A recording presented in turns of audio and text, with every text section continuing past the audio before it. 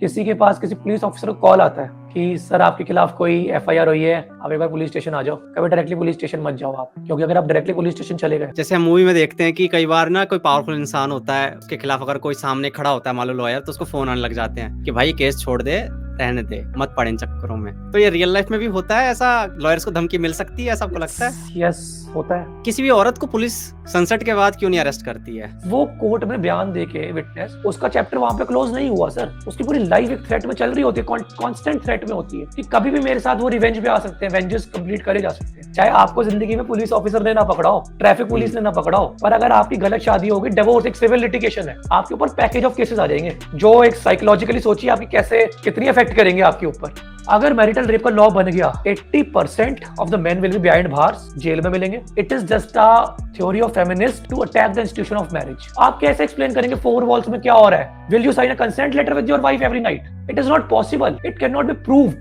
If things cannot be proved, how can you make a offense which cannot be proved? जो भी women ऐसी बात कर रही है, आपने जो वीडियो देखी है, वो सब कर क्यों पा रही है? उसमें कॉन्फिडेंस आ रहा है कि मैं तो इसको डिस्ट्रॉय कर दूंगी एक फॉल्स केस लगा के, मेरा कानून कुछ नहीं उखाड़ सकता।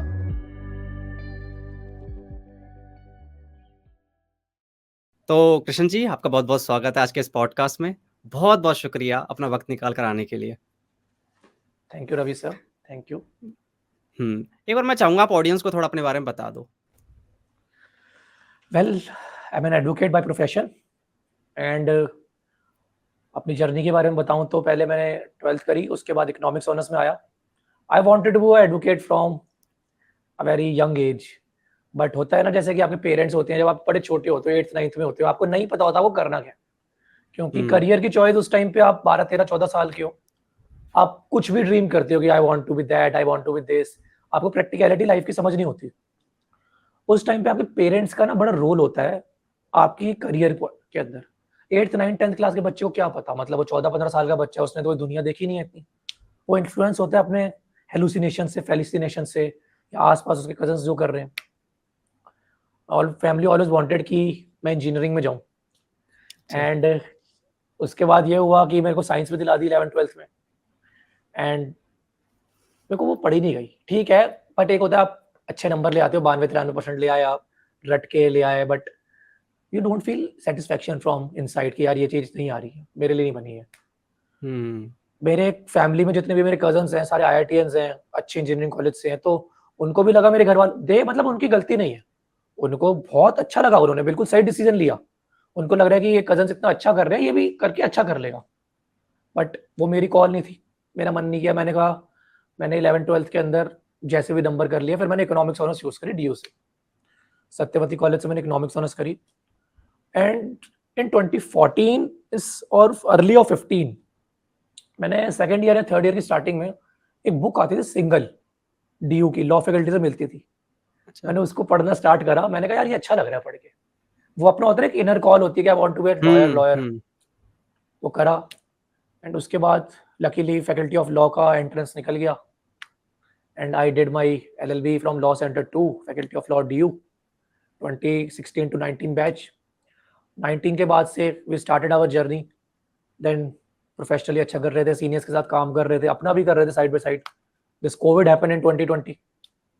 अब जो हमारे जैसे फर्स्ट जनरेशन लॉयर्स थे, या बहुत से जो बंदे थे जो कोविड के 2 साल रहे हैं, वो उनके लिए बहुत ज्यादा ट्रॉमेटिक एंड प्रॉब्लमेटिक भी रहे हैं।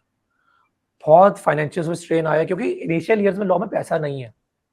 लॉ में पैसा आता है एक ईयर के एस्टेब्लिश के बाद। मैं ये कह रहा हूँ, लॉ में जितना पैसा है उतना पैसा भी कहीं नहीं है, बट इनिशियल ईयर्स में नहीं है। Initial 5 years 6 years, initial 1 decade आपको अपना बेस बनाना पड़ता है। You have to even work for free. बस आपको फाइल्स बिल्डअप करनी होती हैं, आपको ट्रस्ट गेन करना होता है लोगों का। आपने वो ट्रस्ट गेन कर लिया एक बार, काम के पीछे आप भागे हो, पैसा बाद में अपने आप पीछे आता है। उसके बाद 2022 के बाद मैं 2020 से 2022 तक 2 साल कोविड में बहुत लिमिटेड एक्सेस में था लॉ के, क्योंकि फैमिलीज अनकंफर्टेबल थी। कोविड इतना हार्श रियलिटीज की, families were not comfortable in sending me to the court कि आप कोर्ट जाओ। कोर्ट क्योंकि यार लाइफ सबसे पहले, लाइफ में लाइफ सबसे पहले आती है। आपकी लाइफ ही नहीं रही, कोविड आ गया, घर में कुछ हो गया, आप ज्यादा इम्पैक्ट करेंगे वो चीजें आपको, जितना आप ग्रो करोगे उनसे। 2022 के बाद फिर मैंने मेरे सर हैं, पैनल काउंसिल है government of NCT of Delhi की, एक रिटायर्ड जज है वो, उनके जूनियर रहे हैं, काफ़ी अच्छे जज हैं, मैं नाम नहीं लूँगा यहाँ पे, मतलब तो उन्हीं के साथ मैंने जॉइन किया, चला, फिर मैं एलएलएम के लिए तैयारी करी मैंने आईएलआई के लिए, इंडियन लॉ इंस्टीट्यूट में। लकीली मेरी रैंक 13 थी ऑल ओवर इंडिया। 1 साल मैंने आईएलआई में क्रिमिनल लॉ में एलएलएम करी, स्पेशलाइज़ेशन करी एंड या अपनी साइड बाय साइड प्रैक्टिस भी करी है, काफ़ी अच्छी आज criminal practice and matrimonial practice, civil practice, commercial disputes, everything is there and things are going good brother. आजकल आप देख रहे हैं मोस्टली जो बिल्कुल, बंदे बिल्कुल। हैं वो नॉलेज अपनी ना पॉडकास्ट के जरिए लेते हैं। किताब पढ़ने का टाइम उनके पास बहुत कम होता है, तो वो पॉडकास्ट को सुनना स्टार्ट करते हैं, वहां से एक नॉलेज गेन करते हैं। तो एक फ्लो के साथ चलेंगे, ठीक है? क्वेश्चंस पूछूंगा फ्लो के हिसाब से और उस हिसाब से इस पॉडकास्ट को लेके चलेंगे पूरा, ठीक है?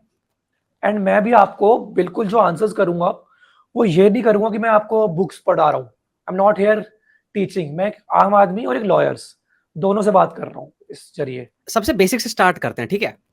कि एफआईआर क्या होती है, ये लोगों को, बहुत सारे लोगों को पता नहीं होता। और फिर उसके बाद चार्जशीट क्या होती है, इसके बारे में बताओ थोड़ा यार।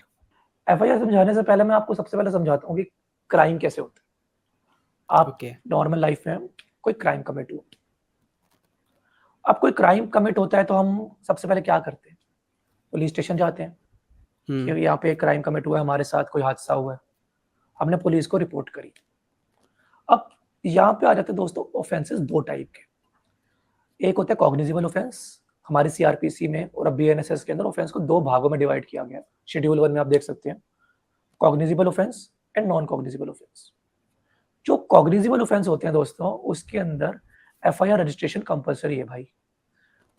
FIR is the first information report, basically investigation करनी कंपलसरी है पुलिस को। ये ललिता कुमारी वर्सेस स्टेट ऑफ यूपी की 2014 की जजमेंट है ऑनरेबल एपेक्स कोर्ट की, कि जैसे ही पुलिस को किसी कॉग्निजिबल ऑफेंस की जानकारी मिली, police has to compulsorily register an FIR. FIR होगी, इन्वेस्टिगेशन होगी। अगर पुलिस को लगता है कि क्राइम आगे कुछ निकल रहा है, कोई क्राइम कमिट हो रहा है, then police can file chargesheet. अगर पुलिस को लग रहा है कि कुछ भी क्राइम कमिट नहीं हो रहा, police can file closure report. अब क्लोजर रिपोर्ट फाइल कर दो कि कुछ यहाँ पे मेड आउट ही नहीं हुआ, नो ऑफेंसेस मेड आउट। अब ये होगी थ्योरेटिकल बातें। एक क्राइम कमिट होता है, एक आम आदमी पुलिस स्टेशन जाता है रिपोर्ट करने। आमतौर पर अधिकतम केसेस में ऐसा देखा जाता है कि पुलिस डायरेक्टली एफआईआर रजिस्टर नहीं करती। बहुत बार होता है, तभी एपेक्स कोर्ट की गाइडलाइंस थी ललिता कुमारी की जजमेंट में कि police has to compulsorily register an FIR. But guidelines कितनी फॉलो होती हैं, कितनी फॉलो नहीं होती, वो एक अलग पैरामीटर है। अब मैं इसमें पुलिस को दोष नहीं देना चाहूंगा, पुलिस की गलती नहीं है, क्योंकि पुलिस के पास एक लिमिटेड रिसोर्सेज है। पुलिस के पास इतने रिसोर्सेज नहीं है। मेरे बहुत अच्छे दोस्त हैं कई पुलिस ऑफिसर्स, एंड जब उनके साथ एक कैंडिड कन्वर्सेशन होती है, बड़ी raw conversation, they tell me वकील साहब अब हमारी सिचुएशन भी आके देखो यार, हमारी सिचुएशंस भी काफ़ी कंफर्टेबल नहीं है, हमारे पास लैक ऑफ रिसोर्सेज बहुत है, we have to work overnights, we do not have any schedule. जैसे आपकी तो 9 to 5 जॉब है, आपको पता है आप 9 to 5 जॉब कर लोगे, हमारी कोई जॉब नहीं है।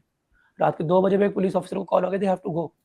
आई totally appreciate, I totally respect such police officers. उन्होंने बहुत, मतलब it's very easy to criticise कि आप ऐसे हो, आप वैसे हो, but you have to, when you step in the other person shoes, आप सोचते हो नहीं यार इनकी जॉब भी इतनी इजी नहीं है, their job is also very difficult. तो पुलिस के पास इतना वर्कलोड हो जाता है कि अगर पुलिस एक एक चीज करने लग गए रजिस्टर, दे विल बी बेजर, मतलब उनका कुछ नहीं कर पाएंगे, वो लोग काम भी नहीं कर पाएंगे, इन्वेस्टिगेशन नहीं कर पाएंगे। तो अधिकतर केसेस में ऐसा होता है कि पुलिस एफआईआर रजिस्टर नहीं करती। FIR basically first information report, it is an information about commission of cognizable offence under 154(1) of CrPC. BNSS के प्रोविजंस क्या है वो मेरे को अभी एग्जैक्टली रिमेंबर नहीं हुए हैं।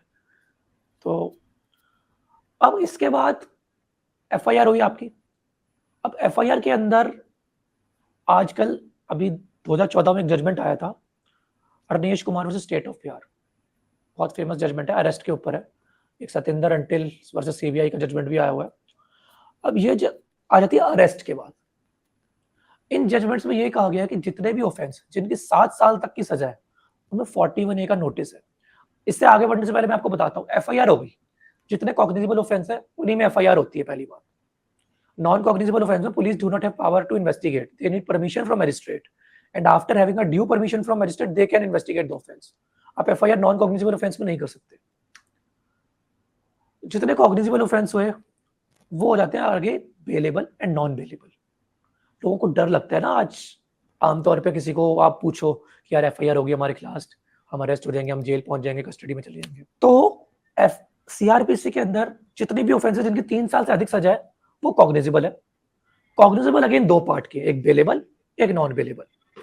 अब जो बेलेबल ऑफेंस है उनमें बेल आप पर राइट है, आप पे एफआईआर तो हो सकती है but police can not arrest you. एक फॉर्मल अरेस्ट होता है, प्रोसीजरल एस्पेक्ट होता है कि श्योरिटी का फॉर्म भरना होता है, वो हो जाता है, but they can not send you behind bars. अब आ जाते हैं नॉन बेलेबल ऑफेंस, जो सीरियस ऑफेंसेस होते हैं, हीनियस क्राइम्स होते हैं, मर्डर, रेप, डकैती, इनके अंदर अरेस्ट के प्रोविजंस आ जाते हैं। अब इनमें ऐसा होता है रवि ब्रदर की bail is not your right, bail is a judicial discretion. तभी मैंने भी अपनी कई वीडियोस में कहा है कि अगर किसी के पास किसी पुलिस ऑफिसर को कॉल आता है कि सर आपके खिलाफ कोई एफआईआर हुई है, आप एक बार पुलिस स्टेशन आ जाओ, कभी डायरेक्टली पुलिस स्टेशन मत जाओ आप, क्योंकि अगर आप डायरेक्टली पुलिस स्टेशन चले गए तो नॉन बेलेबल ऑफेंस के अंदर हो गई एफआईआर, आप सबसे पहले पुलिस आपको अरेस्ट कर लेगी, because they have to follow the procedural guidelines. उनकी कोई गलती नहीं है, they are right at their part. आप पहले पता करो अपने किसी रिलेटिव को भेज के, किसी लॉयर को भेज के, किसी के थ्रू की ऑफेंस किया है जिसमें आपके अगेंस्ट एफआईआर हुई है। उसके बाद पुलिस से पता करो दे नीड अरेस्ट और नॉट। अगर आपको लॉयर्स को पता लग जाता है, वो एक कन्वर्सेशन में 5 मिनट के बता देते हैं that this police officer requires arrest, आपके रिलेटिव्स भी बता देंगे, लॉयर्स को छोड़ दो, it's not a very hard thing to guess. अब अगर लग रहा है कि अरेस्ट रिक्वायरमेंट है and bail non bailable section में हुई है, just immediately apply anticipatory bail. यहाँ पे आ जाता है 41A का नोटिस एक रूल में 35(3) बीएनएसएस का। अब ये 35(3) बीएनएसएस इनिशियल सीआरपीसी में 41A का नोटिस था, it is a notice for appearance. Arnesh Kumar की जजमेंट है, सतेंद्र अंटिल की जजमेंट है कि 41A का नोटिस की गाइडलाइंस बहुत जरूरी है, कंपल्सरीली है कि जितने भी ऑफेंसेस जिनकी 7 साल तक की सजा है उसके अंदर पुलिस डायरेक्ट अरेस्ट नहीं कर सकती। They first of all have give you a notice of appearance. अब वो नोटिस ऑफ अपीयरेंस आता है and still you are not complying with that notice, then police have the power to arrest. But यहाँ पे ना loop hole है law में, आपको ध्यान से समझने वाली चीज है।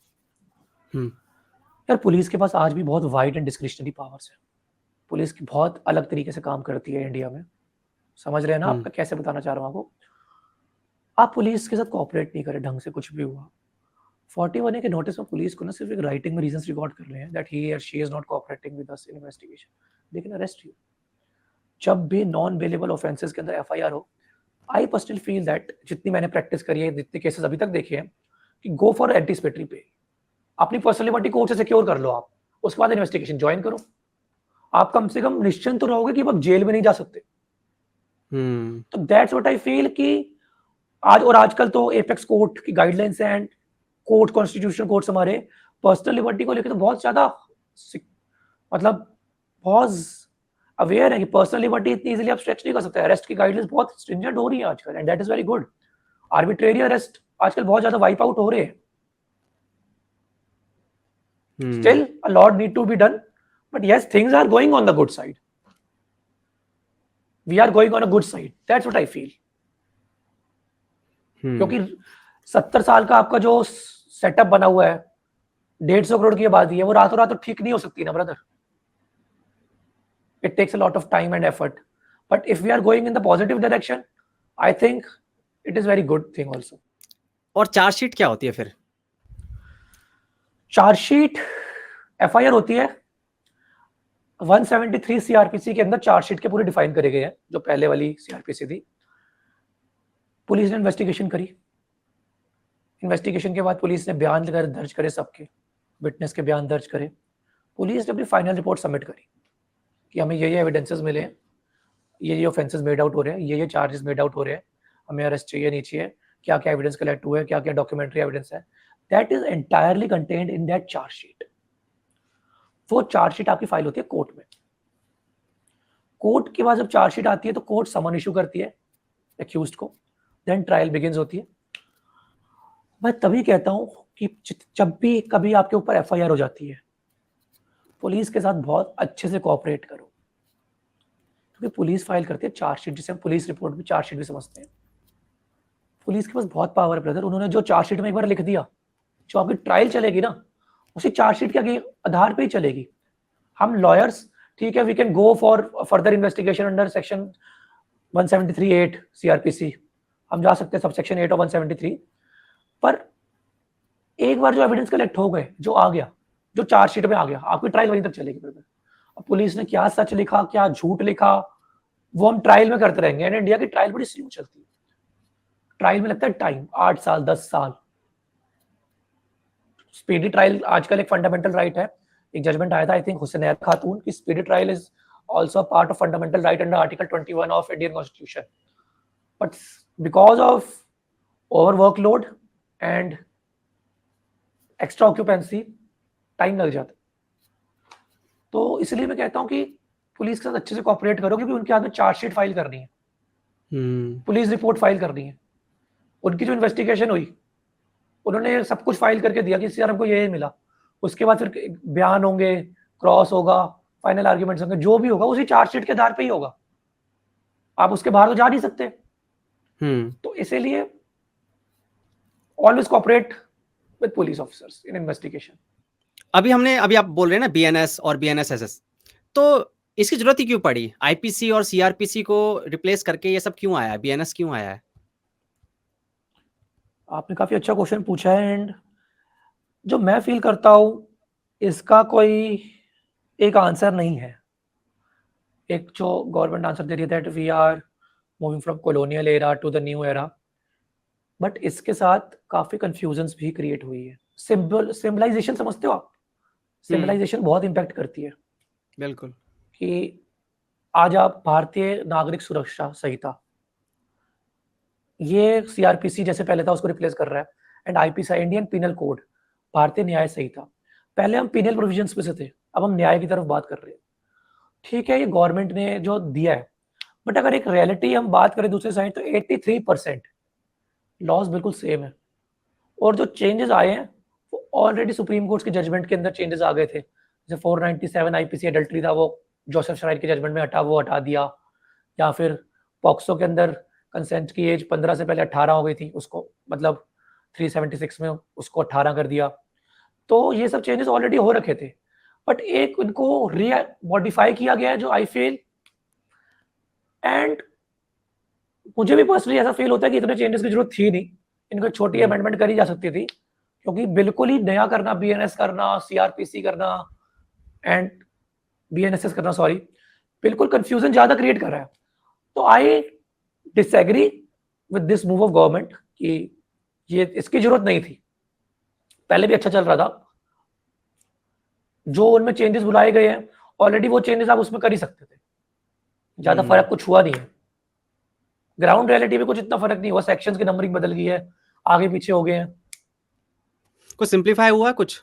जैसे कि ऐसा होता था कि देखो यार, कोई इंसान कोई चीज चेंज लाता है तो वो ये देखता है कि जैसे मैं इस गवर्नमेंट की मंशा देखूं, अगर मैं इस गवर्नमेंट को सोचूं, जैसे टैक्स को उन्होंने सिंप्लीफाई किया, goods and services tax, uniform civil code लेके आया कि भैया सब एक ही उसमें आएंगे, लॉ के अंडर आएंगे, रिलीजन वगैरह, कास्ट वगैरह हटाओ। तो मैं हमेशा सोचता हूँ ये गवर्नमेंट ने हर चीज में सिंप्लीफाई करने की कोशिश कर रही है। हाँ, तो सिंप्लीफाई करने के चक्कर में इन्होंने क्या ऐसा किया कि आईपीसी और सीआरपीसी के अंदर जो इतनी कुछ अगर होगा, कुछ मान लो अगर वहाँ पे मकड़ी के जाले लग गए हैं, बहुत ज्यादा प्रॉब्लमेटिक हो रहा है, बहुत ज्यादा कंफ्यूजिंग हो रहा है, तो उसको और सिंप्लीफाई करके लॉयर्स के लिए और कॉमन मैन के लिए आसान बना दिया हो, कुछ ऐसा कर दिया हो। तो उस मैं संदर्भ में पूछ रहा था बस मैं। आपकी बात बिल्कुल ठीक है रवि सर, कि गवर्नमेंट का इंटेंट यही था to simplify the procedures, to club up at one place. जो फैला हुआ था, स्पाइडर वेब बन गया था, बट उसके सिंप्लीफिकेशन की वजह से इस टाइम पे कंफ्यूजन ज्यादा हो गई है। एंड वो अब गलत नहीं है, वो एक थोड़ी एक टाइम फ्रेम की कंफ्यूजन है, लिमिटेड कंफ्यूजन है। क्योंकि जो पहले ऑफेंसेस क्रिएट हो रहे हैं जिनमें ट्रायल ऑलरेडी चल रही है, लेट्स से जो 1 जुलाई से पहले ऑफेंस कमिट हुआ, जिसकी ट्रायल चल रही थी 1 जुलाई से पहले, वो ट्रायल आपके सीआरपीसी में ही चल रही है। वो ट्रायल खत्म होने में 5 से 7 साल लगेंगे। तो जैसे जैसे वक्त बीतेगा आपका 4, 5, 6 साल तक, वो सीआरपीसी, आईपीसी बिल्कुल वाइप आउट हो जाएंगे। अब जितने ऑफेंसेस 1 जुलाई के बाद कमिट हुए हैं, यहाँ पे आपको मैं एक चीज और कंफ्यूजन दूर करना चाहूंगा, जो भी दर्शक देख रहे हैं। जो ऑफेंस आपके 1 जुलाई से पहले हुए, वो आईपीसी में ही ट्राई करेंगे, परंतु उनकी रिपोर्टिंग अगर 1 जुलाई के बाद हुए, उनके प्रोसीजरल एस्पेक्ट बीएनएसएस चलेंगे, पर ऑफेंस वो आईपीसी चलेंगे। तो अगर किसी का 30 जुलाई को अपराध हुआ, 30 जून, जो अपराध 30 जून को अपराध हुआ, वो आईपीसी के तहत ही चलेगा। और जो 1 जुलाई को अपराध हुआ, वो चलेगा आपका बीएनएस के तहत। परंतु जो 30 जून को अपराध हुआ उसकी रिपोर्टिंग अगर 1 जुलाई को हुई तो आईपीसी की सजा मिलेगी और चलेगा, आईपीसी में चार्जेस फ्रेम होंगे, परंतु प्रोसीजरल ट्रायल उसकी बीएनएसएस में चलेगी। ये थोड़ी कंफ्यूजन हो गई है अभी इनिशियल फेजेस में। ये जैसे जैसे आप इंडिया में, आपको पता है एक बार ट्रायल चलती है तो सालों लगते हैं, 5, 6, 7 साल तक लॉन्गर रन में ये सब वाइप आउट हो जाएगा एंड हम कॉलोनियल एरा से बाहर निकल जाएंगे। गवर्नमेंट की जो मंशा है वो लॉन्ग रन के हिसाब से बहुत अच्छी मंशा है। I will appreciate the intent of government in the longer run, but वो ये है ना कि लॉन्गर रन के इंटेंट के लिए हमें शॉर्टर रन में अगर कोई प्रॉब्लम फेस करनी पड़े तो अब ये सबकी अपने अपने ओपिनियन हो सकते हैं कि वो प्रॉब्लम फेस करना चाह रहे हैं या नहीं करना चाह रहे हैं, वो सबके अपने अपने ओपिनियन है। कि अगर मान लो मैं अरेस्ट हो गया हूँ, ठीक है, पुलिस ने मुझे अरेस्ट कर जी। लिया है, तो कौन कौन से ऐसे राइट्स है जो मुझे पता होने चाहिए उस वक्त? आपने बहुत अच्छा क्वेश्चन पूछा है कि राइट्स ऑफ एक्यूज्ड पे आपने बिल्कुल एक क्वेश्चन पूछा है कि what are the accuse rights of accused. तो सबसे पहला राइट है एक्यूज्ड का कि वो ये है कि 24 घंटे में उसको मजिस्ट्रेट के सामने पेश करना ही करना है। पुलिस को 24 के आवर्स में मजिस्ट्रेट के आगे अरेस्टेड पर्सन को पेश करना है। अब अगर मजिस्ट्रेट को लगेगा कि इसे मेरे को जुडिशियल कस्टडी में भेजना है या पुलिस कस्टडी में भेजना है या आगे कस्टडी देनी है नहीं देनी, मजिस्ट्रेट के हाथ में राइट है।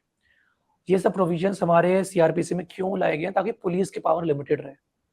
अगर पुलिस को फ्री हैंड दे दिया जाएगा तो पुलिस आज भी हमारी कंट्री में ना कॉलोनियल पुलिस के नाम से मानी जाती है कि कॉलोनी, जिस द ब्रिटिश एरा के टाइम पे जैसे पुलिस होती थी उसी टाइप से आज भी पुलिस की इमेज वही बनी हुई है। तो पुलिस पे लिमिटेड ट्रस्ट करके जुडिशरी पे ज्यादा ट्रस्ट किया गया लॉ फ्रेमर्स लेजिस्लेचर ने।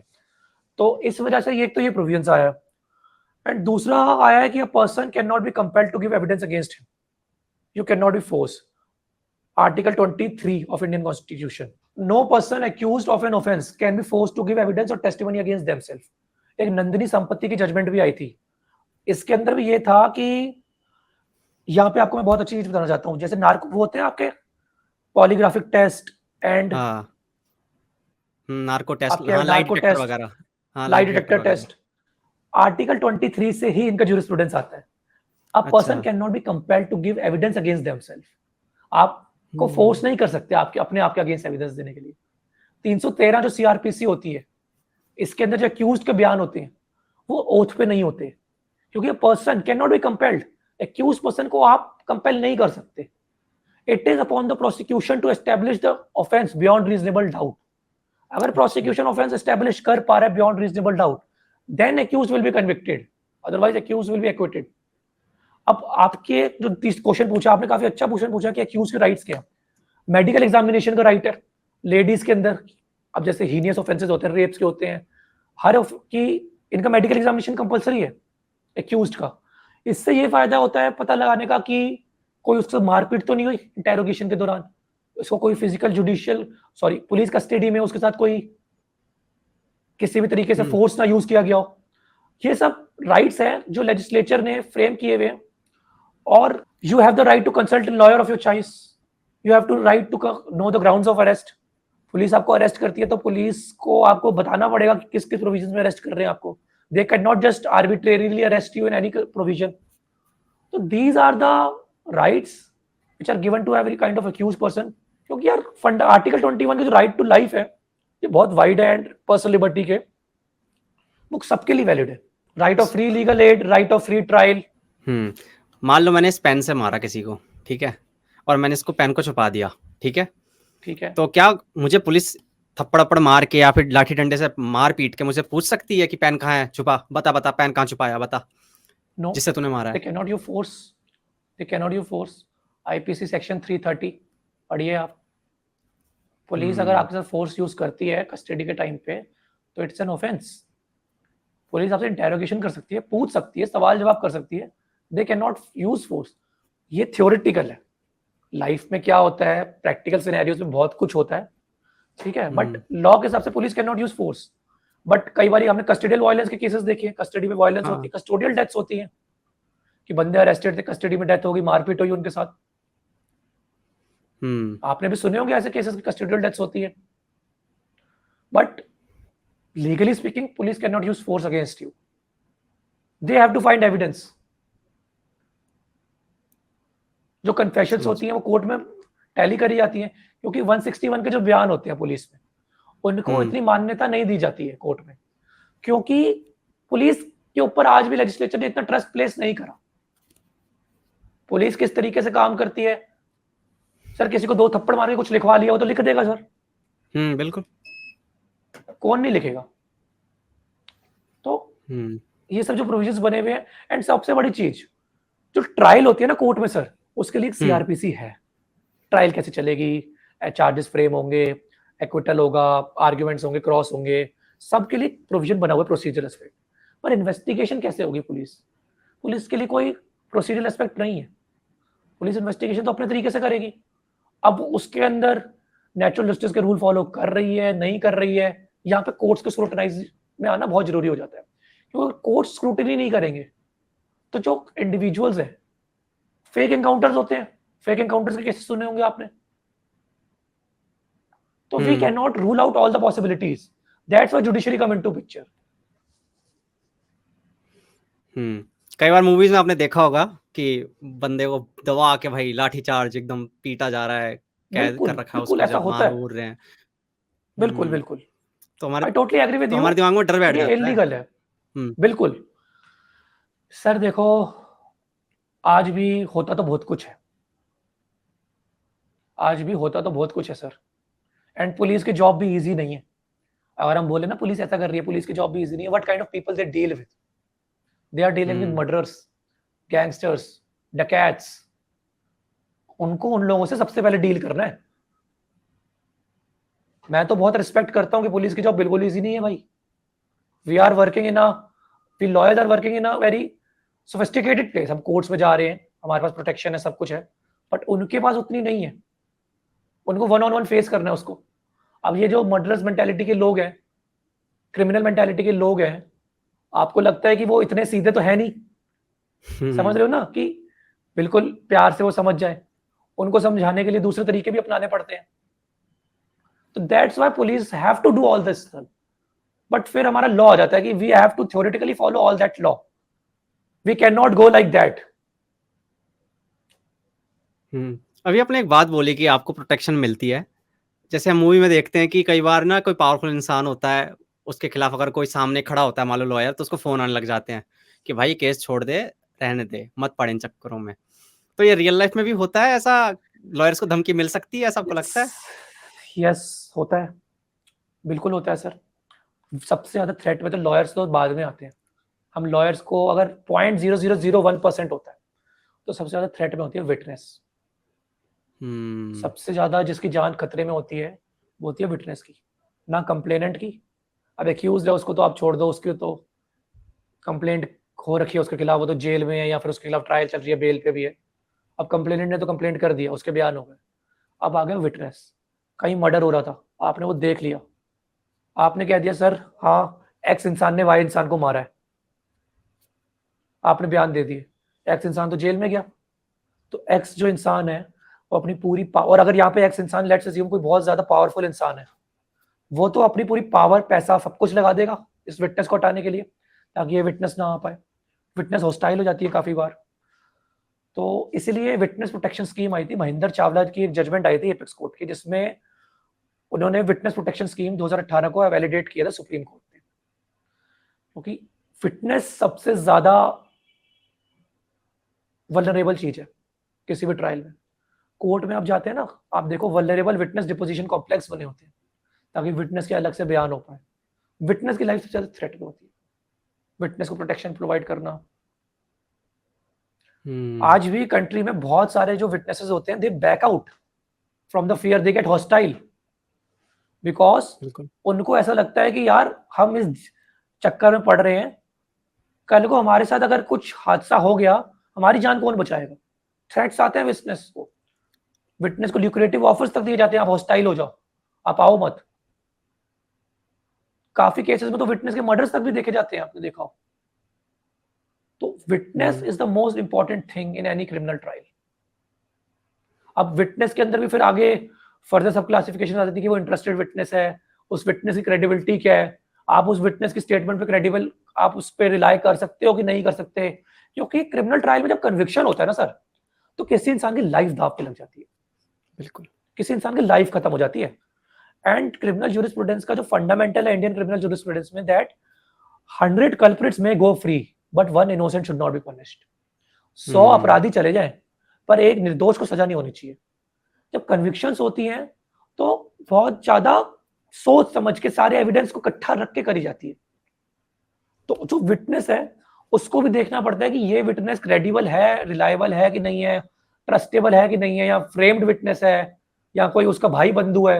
अब आज मेरे साथ कोई अपराध हो जाता है, मैं अपने किसी कजन को खड़ा कर देता हूँ, वो तो मेरे बंदे हैं, मेरे साथ जिए हैं, मेरे दोस्त हैं जो रियल, वो मेरा साथ ही देंगे। आपके रवि भाई, आपके दोस्त आपको साथ ही देंगे।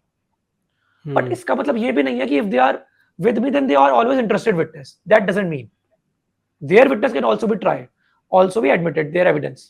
It depends on facts and circumstance of each case. It's vary from each another case. तो इसलिए मैं विटनेस की जो लाइफ होती है किसी भी क्रिमिनल ट्रायल में, स्पेशली जहां मर्डर्स होते हैं या हाई प्रोफाइल मामले होते हैं, वहां बहुत खतरे में होती है। आपको याद है एक मूवी आई थी, अब पता नहीं वो कितनी रियलिटी के साथ उन्होंने मतलब उसको कितनी रियलिटी से मैच करती है। बाबा पे थी, एक बाबा पे ना केस चला था, तो उसके ना 3-4 गवाह थे और वो चारों गवाह ना खत्म कर दिए गए। अब सुनो, क्या ऐसा होता है कि अगर मान लो एक्यूज्ड है और उस एक्यूज्ड के खिलाफ कुछ 4-5 लोग गवाही देने वाले थे और वो एकदम से मर जाते हैं, सिर्फ एक्यूज मरते हैं, तो क्या कोर्ट को ये समझ आता है कुछ कि यार ये कुछ गड़बड़ चल रही है, इस इंसान के सारे गवाह मर गए, तो क्या इसका मतलब ये एक्यूज जो है ये दोषी है ही, इसी कारण विटनेस मारे जा रहे हैं? आपको ऐसा लगता है कि कोर्ट सोचता होगा इस बारे में ऐसा? सर बिल्कुल एक इन्फ्लुएंस ड्रॉ होता ही है। अब एक हम्म, बात बताओ, यहाँ पे आपने कहा कि मर गए, अब मरने के ऊपर एक ये बड़ा ना वाइड क्वेश्चन है मर गए। मैं इसको थोड़ा सिंप्लीफाई करता हूँ। मरे कैसे हैं? नेचुरल डेथ मरे हैं, क्योंकि एक इंसान है जिसका विटनेस 80 साल का है, वो नेचुरली भी डेथ हो सकती है उसकी। यहाँ पे एक चीज है। अब दूसरा है कि विटनेस को गोली से मार दिया गया। अब विटनेस को गोली से मार दिया गया तो प्राइमा फेसी दिखा रहे कि आप विटनेस उड़वा रहे हो, तो जो एक मर्डर का चार्ज तो और बनेगा। जिसको गोली से मारा गया विटनेस को, एक नया केस और चालू हो जाएगा इन्वेस्टिगेशन का। तो ये सब चीजें केस को खराब ज्यादा करती है। मैं तो इसलिए सोचता हूँ कि हमारी कंट्री में आपने एक चीज देखी होगी, काफी बार ऐसा क्यों होता है कि सड़क पे झगड़ा हो रहा होता है किसी का, लोग साइड से निकल जाते हैं, पंगों में नहीं पड़ते। हाँ, आपने खुद भी नोटिस किया होगा, एक्सीडेंट्स हो गए, साइड से निकल गए। ऐसा नहीं है people don't want to help.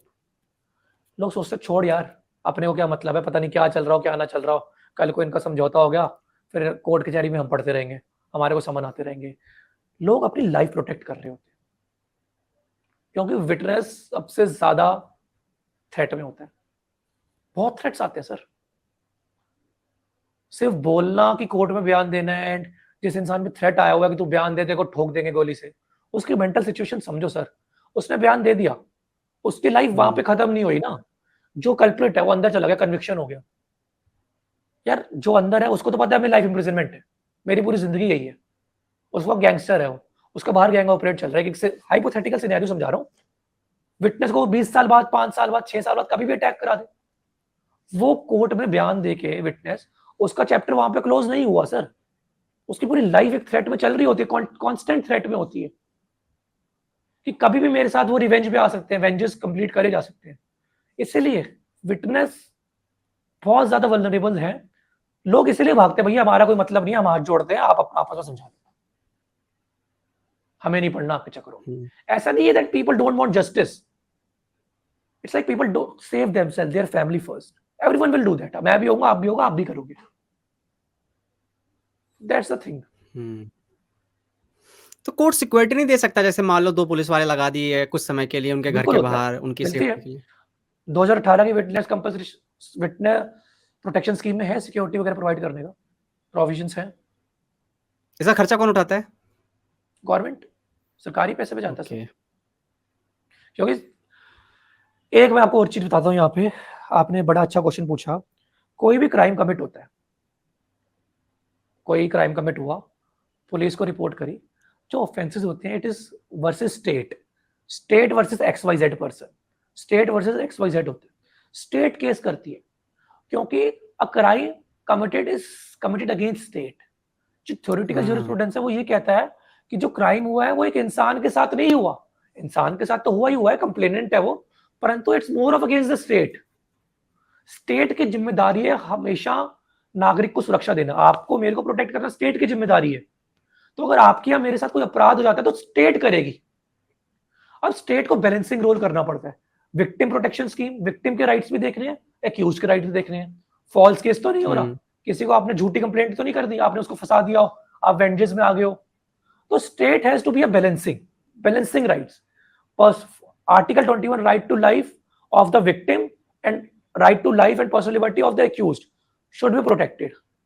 That's why जो ट्रायल होती है वो पब्लिक प्रोसिक्यूटर करता है। आप अपना लॉयर लगा सकते हैं, बट मोस्टली ट्रायल के अंदर स्टेट की साइड से, कंप्लेनेंट की साइड से पब्लिक प्रोसिक्यूटर हैंडल करता है।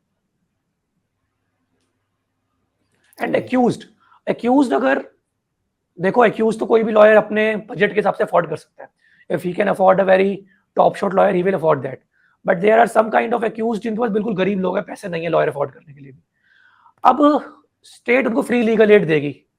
Free legal aid is under directive policy of state under Article 39(1)(a), under Article 39(a) of Indian Constitution. Article 39(a) of Indian Constitution guarantees the right to free legal aid and equal justice for all citizens.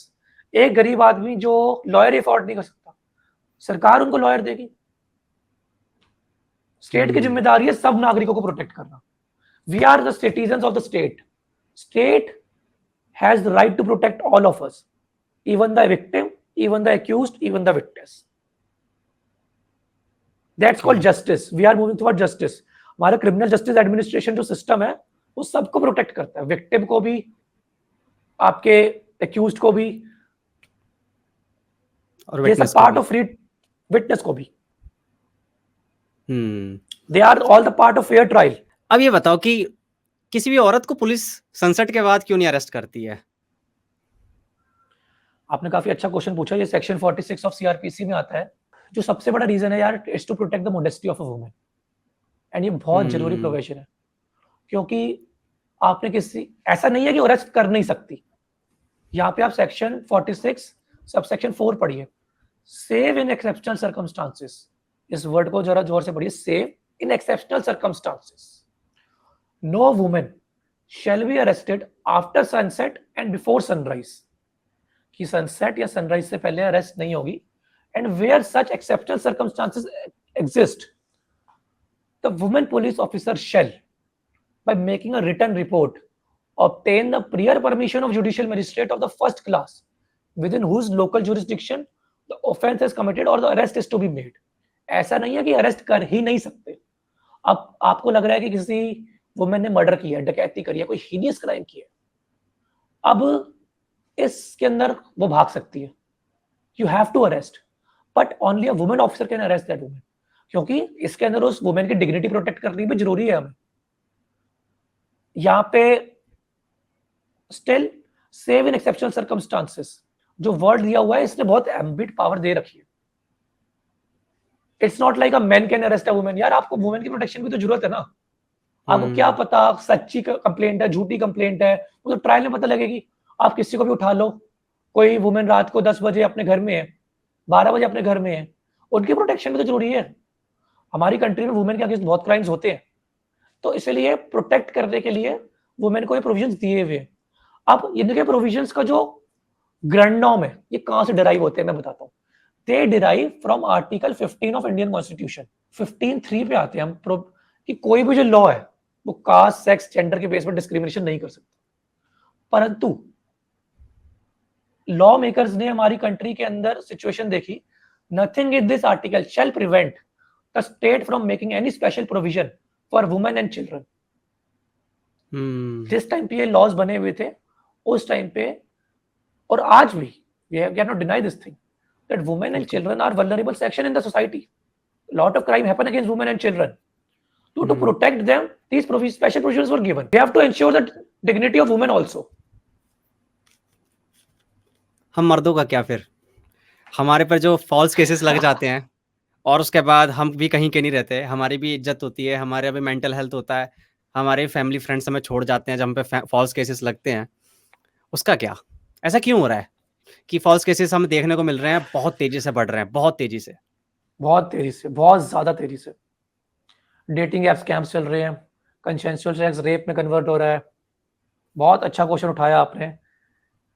वही है ना, आंसू ना देखे आंखें हैं किसकी, जो रोता है वो मर्द नहीं क्या, वो बात आ जाती है ना। एक कहते हैं ना मर्द को भी दर्द होता है। बिल्कुल सही बात है यार आजकल। पर ये जो क्वेश्चन है जो आपने किया है ना मर्दों का क्या, I think it's very sensitive question also. जिन लॉज को हमने प्रोटेक्शन ऑफ वुमेन के लिए बनाया गया था, टू प्रोटेक्ट वुमेन, उन लॉज का मिसयूज किस वाइड स्केल पे हो रहा है आज।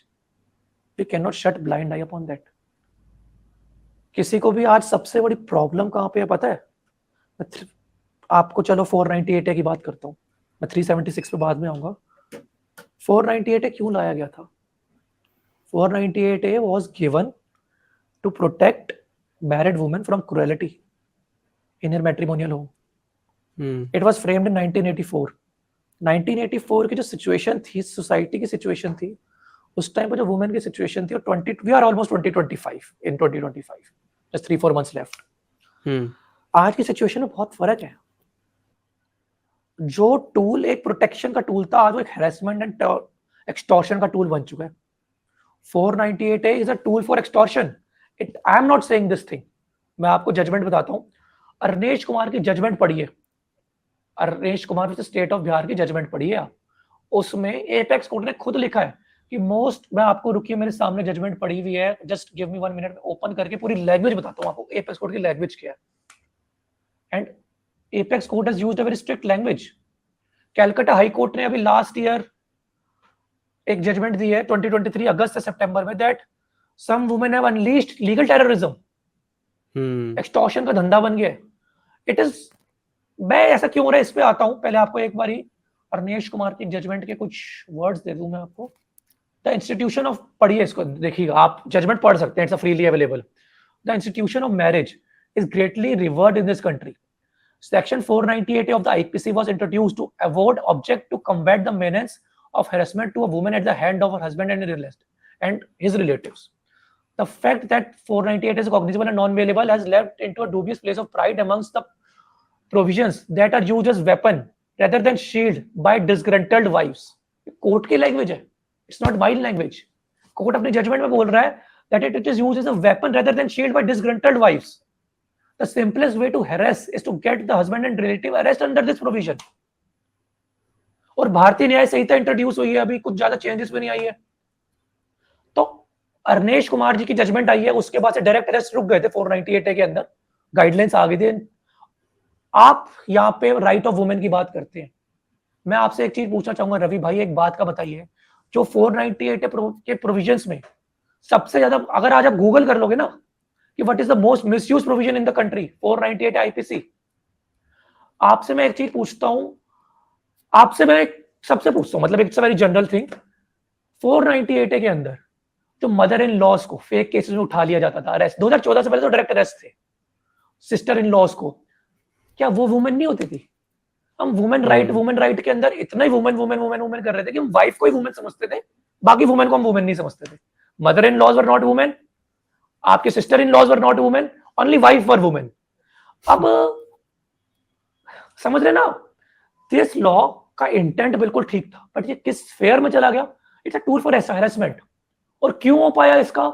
इसके अंदर एक जुडिशियल फेलियर ज्यादा मैं मानूंगा, लेजिस्लेटिव फेलियर ज्यादा मानूंगा, क्योंकि आपने लॉ दे दिया।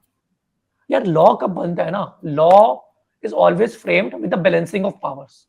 आपने वाइफ को सारी पावर दे दी। देखो वी आर लीगल, हमारा कोर्ट दिन रात का काम होता है, हमें एक लेवल के बाद नॉर्मलाइज हो जाती है वो चीज, कोर्ट जाना। एक आम आदमी ब्रदर, जो नौकरी पेशा आदमी है, जो एक सिंपल जिंदगी जी रहा है, अपना पढ़ाई लिखाई करी, इंजीनियरिंग करी, कुछ करा, XYZ काम किया, नौकरी जी रहा है, उसको एक ट्रैफिक पुलिस ने नहीं पकड़ा, उसकी गलत शादी हो गई, उसकी गलत इंसान से शादी हो गई, वो इतना सीधा आदमी, तो लाल बत्ती भी क्रॉस नहीं करी, उसकी वाइफ ने उसे 498 के केस में बंद करा दिया। सोचो उसमें क्रिमिनल ट्रायल हो रही है, वो क्रिमिनल कोर्ट में जा रहा है, मजिस्ट्रेट के सामने पेश हो रहा है, उसकी साइकोलॉजी के लिए क्या होती है? आप समझ पा रहे हैं ना उसकी साइकोलॉजी क्या होती है? वो डर जाता है। He is not a hardcore criminal, वो गैंगस्टर नहीं है कि उसको मर्डर लग गया तो लग गया, वो बैठा देख लेगा। तो इसका जो आई पर्सनली फील कि उपचार यही है कि first of all 498A should be made non cognizable.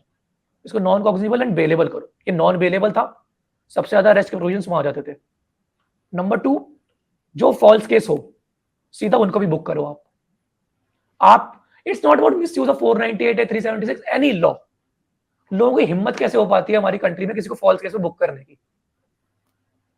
आप समझ रहे हैं ना, किसी की हिम्मत भी कैसे हो पाती है, किसी के अंदर इतनी हिम्मत कैसे आ जाती है कि मैं फॉल्स कंप्लेंट दे दूंगा, और उसको एक थॉट क्यों नहीं आता, सेकंड थॉट, कि अगर मैं इसे फॉल्स केस करूंगा तो मैं बच जाऊंगा। आप समझ रहे हो ना? क्योंकि कुछ ऐसे होते हैं जहां पे सिर्फ विटनेस की टेस्टिमनी पे ही केसेस बुक हो जाते हैं। रेप में 498 में आपने दे दी टेस्टिमनी, अगले दिन केस चार्ज हो गए। हाँ, एक लड़की अगर सिंपल बोल रही है, वो वही एविडेंस मान लिया, ये किसी देश में नहीं देखता मैं। बहुत सारे, मतलब किसी देश में तो नहीं बोलूंगा, पर बहुत सारी कंट्रीज में ऐसा नहीं है भाई। प्रॉपर एविडेंस चाहिए, प्रॉपर इन्वेस्टिगेशन होनी चाहिए। बिल्कुल। आप 60, अब आज प्रॉमिस टू मैरी के केसेस है। प्रॉमिस टू मैरी के केसेस, पहले मैं 490 को खत्म करता हूँ, फिर प्रॉमिस टू मैरी पे स्टार्ट करता हूँ। आज दिल्ली के अंदर मैंने मोस्टली दिल्ली के केसेस करे। I don't know how judiciary of other states working and उनकी मेंटालिटी क्या है। दिल्ली के अंदर जुडिशरी काफी लिबरल हो गया 498 को लेकर। उन्हें पता है कुछ नहीं होगा, दे आर वेरी लिबरल, क्योंकि उन्होंने इतने फॉल्स केस देखे हैं। हम लॉयर्स के अंदर ना, एक होता है पैकेज ऑफ केसेस। एक मर्द को अगर डिवोर्स लेना है ना, उसको पहले अपने ऊपर एक पैकेज ऑफ केसेस फाइल कराने पड़ेंगे। उसमें क्रुएलिटी आएगा, मेंटेनेंस आएगा, चाहे आपको जिंदगी में पुलिस ऑफिसर ने ना पकड़ाओ, ट्रैफिक पुलिस ने ना पकड़ाओ, पर अगर आपकी गलत शादी होगी, डिवोर्स एक सिविल लिटिगेशन है, आपके ऊपर पैकेज ऑफ केसेस आ जाएंगे, जो एक साइकोलॉजिकली सोचिए आपकी कैसे, कितनी इफेक्ट करेंगे आपके ऊपर। तो आई फील कि 498 की जो क्रुएलिटी की एफआईआर है, लास्ट में कुछ नहीं होता, कन्विक्शन बहुत रेयर होता है, कोर्ट्स को सब पता है आजकल, बट एक हरेसमेंट है ना, कोर्ट जाना, ये जाना, वो जाना, दैट इज वेरी प्रॉब्लमैटिक। बिल्कुल। तो इसका एक समाधान ये है, जो मैंने पहले समाधान बताया कि it should be made bailable and non cognizable. Things have change यार। सोसाइटी 1984 में अलग थी, आज अलग है। We have to accept this fact. 1984 की सोसाइटी में वुमेन की प्रोटेक्शन जरूरी थी, वो सिनेरियो अलग थे, आज सिनेरियो अलग है। आप इस चीज को जब तक एक्सेप्ट नहीं करोगे, आप आगे नहीं बढ़ पाओगे। आज जेंडर इक्वालिटी की अगर आप बात करते हो, तो जेंडर इक्वालिटी में women and main, they both should be placed at same pedestal. Law should not be gender biased. Husband पे मोस्टली फॉल्स केसेस कई बार होते हैं। हस्बैंड फील हेल्पलेस, यार वाइफ ने ये कर दिया। हर आदमी में इतना वो नहीं होता कि वो कोर्ट कचहरी फॉलो करे। आम आदमी डरता है कोर्ट के नाम से। पुलिस, कोर्ट और डॉक्टर कहते हैं इनसे भगवान बचाए। अब बट एक बार जब लीगल बैटल होती है ना ब्रदर, तो जो मैन के हाथ में टूल है, मैन फील के हमारे को तो केस भुगतने हैं, ऐसा नहीं है। You can file cases upon the you can file cases on your wife, her family also. अगर आपको थ्रेट कर रहे हैं, आप थ्रेट का केस कर सकते हैं, इंटिमिडेशन का केस कर सकते हैं। आपको पीटा गया है अपने वाइफ के द्वारा या उसके रिलेटिव्स के द्वारा, आप उन पे भी केस कर सकते हैं। You have to involve in the full fledge, in the full way. In matrimonial battle you have to come in the full way. आपको डरना नहीं होगा। वो कहते हैं डर के आगे जीत है। आपको करना होगा, and attacking mindset is the best mindset. You don't have to accept your illegitimate demands of alimony. अब यहाँ पे आप मेंटेनेंस के प्रोविजन, एलिमनी से मेरे दिमाग में ना मेंटेनेंस। फॉरेन कंट्रीज के अंदर अगर डिवोर्स एंड मेंटेनेंस के जो प्रोविजंस है ना, वो बहुत ज्यादा अच्छे से डिफाइंड है। अब आपको इंडिया में एक सिनेरियो बताता हूँ। एक लड़का है, लेट्स से 30 साल का है, 30 साल का लड़का है, उसकी शादी हुई, उसने आईआईटी करा, मेहनत करी, सब कुछ करी, उसका 1 करोड़ का पैकेज है, ठीक है, बहुत अच्छी कंपनी में प्लेस्ड है। बहुत होते होंगे, आपने भी देखे होंगे, ऐसे बंदे बहुत हैं। उसकी शादी हुई, शादी क्या 1 मिनट की हुई, पहले दिन की हुई। अगर वाइफ का package, wife is not earning या फिर वाइफ इज अर्निंग, तो वाइफ और उसकी इनकम में बहुत फर्क है। Wife can file maintenance upon that person. एक बार उसमें मेंटेनेंस लग गई, वो देता रहेगा कोर्ट कचहरी के अंदर, उसको डिवोर्स भी नहीं मिलेगा।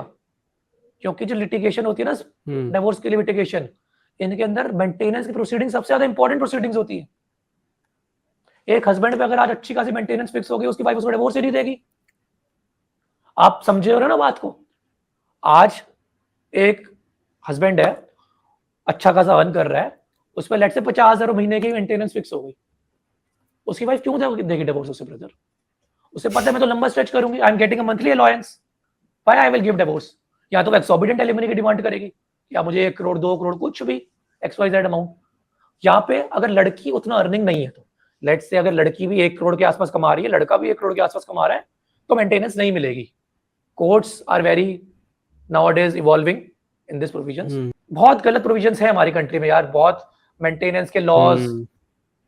आज भी प्रॉब्लम क्या है कि हमारी कंट्री में मैरिज को सैक्रामेंट समझा जाता है, बट मैरिज के डायमेंशंस बदल गए हैं, डायनामिक्स बदल गए हैं, लिव इन रिलेशनशिप्स आ गए हैं, सोसाइटी बदल गई है। इंडिया इज, आई बिलीव ना, इंडिया के अंदर आज 4 इंडिया है यार।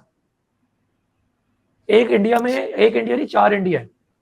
एक इंडिया अर्बन एलिट्स का जो सुपर रिच है, उनको फर्क ही नहीं है, एक दिन बाद डिवोर्स हो गया, लड़की को भी फर्क नहीं, लड़के को भी फर्क नहीं है, उनमें इतनी लिटिगेशंस नहीं होती, उन्हें कोई फर्क नहीं है। क्यों? उनको पता है यार खत्म करो, उनको लाइफ, पैसा लड़की पे भी बहुत है, लड़के पे भी बहुत है, लड़की भी अपनी लाइफ खराब नहीं करेगी, लड़का भी खराब नहीं करेगा, they will go out from this thing. एक इंडिया है रूरल कंजर्वेटिव इंडिया, जब लड़की की शादी में माँ बाप अपनी जिंदगी की पूरी कमाई लगा देते हैं, लोन लेके लगा देते हैं, जिंदगी की कमाई थोड़ा लोन लेके लगा देते हैं। एक वो इंडिया है। एक दूसरा और तीसरा इंडिया है जो मिडिल क्लास इथोस से लेके एलिट्स की तरफ भाग रहा है, जो पैसा कमा रहा है। उसमें एक जनरेशनल गैप है, पेरेंट्स अलग जनरेशन के, बच्चे अलग जनरेशन के। सबसे प्रॉब्लमेटिक वही है, सबसे ज्यादा हालात उन्हीं के खराब है। माँ बाप अलग सोचते हैं, बच्चे अलग सोचते हैं, क्योंकि माँ बाप ने पहले लाइफ देखी है, बच्चे मॉडर्नाइज्ड हैं, पढ़े लिखे हैं, उन्हें पता है दुनिया में क्या हो रहा है, उनकी प्रॉब्लम्स ज्यादा है। तो we are in a transition phase. I think चीजें 15 साल 20 साल बाद बहुत बदलेगी, बहुत बदलेंगी आने वाले, लॉज भी बदलेंगे। आई एम वेरी होपफुल। बिल्कुल, मैं भी होपफुल हूँ, क्योंकि 15-15 20-20 साल डिवोर्स केस चले हैं आपके यार। वो इंसान लीगल फीस झेल रहा है, उसकी इज्जत खराब हो रही है समाज में, वो प्रोग्रेस नहीं कर सकता है आगे, क्योंकि डिवोर्स केस चल रहा होता है। तो आप प्रोग्रेस, मतलब वैसे रिलेशनशिप भी आप शायद नहीं कर सकते ना बिल्ड आगे, लाइक आप किसी को देखिए, डेट करना हो। नहीं कर सकते आप, लीगली नहीं कर सकते, क्योंकि it's come under the provision of adultery. जब तक आपका डिवोर्स फाइनलाइज नहीं होता, you can not go for that thing. But adultery, first of all, it's not criminal nowadays. 497 IPC was struck out in Joseph Schrein judgment. उससे पहले adultery को आप समझने से पहले समझिए कि एडल्ट्री है क्या। लोग समझते थे कि एडल्ट्री है अपनी वाइफ को प्रोसिक्यूट कर देंगे या उसको प्रोसिक्यूट कर देंगे हस्बैंड को। एडल्ट्री का जो 497 का जोसेफ श्राइन से पहले का लॉ था, मैं उसको बताता हूँ आपको। If a wife of a husband is having an affair with a third person, the husband can prosecute that third person, not her wife. अच्छा, पहले भी आप अपनी वाइफ को प्रोसिक्यूट नहीं कर सकते थे। अब अडल्टरस जो थर्ड पर्सन था, अडल्टरर था, उसी को ही प्रोसिक्यूट कर सकते थे। तो it was a biased law, that law was biased. आपकी वाइफ ने कंसेंचुअली एडल्ट्री करी किसी थर्ड पर्सन के साथ, आप अपनी वाइफ का कुछ नहीं कर सकते, आप उसको सिर्फ डिवोर्स दे सकते हो। 13B1 of Hindu marriage act, 13B1A, 13B1 गलत बोल गया मैं, 13(1) ऑफ हिंदू मैरिज एक्ट। तो इसके अंदर आप उस थर्ड पर्सन का ही कुछ कर सकते थे, आप अपनी वाइफ का तो कुछ कर ही नहीं पाए। हाँ, तो इसीलिए it was a gender biased law, that's why it's good to get strucked off. अब रैशनल क्या दिया, I don't agree with the rational of the judgment, but law in short अगर हट गया तो अच्छा था। एंड जहां तक ये आपने क्वेश्चन पूछा कि you can not date the third person, यार देखो लीगली नहीं कर सकते क्योंकि वो अडल्ट्री के प्रोविजंस में आ जाएगा, but it's not a criminal act, it's morally wrong. Moral सबके लिए अलग होते हैं, मेरे लिए मॉरली गलत है, मॉरली सबके लिए अलग होते हैं। क्योंकि अब यहाँ पे मैंने केस हैंडल किया था, अब पर्सन, उसकी शादी हो चुकी थी, टूट चुकी थी, he was dating another girl. उसने मेरे को एक बहुत अच्छी बात बोली, ही वाज 37 समथिंग, वैसे भैया, आई कॉल हिम भैया।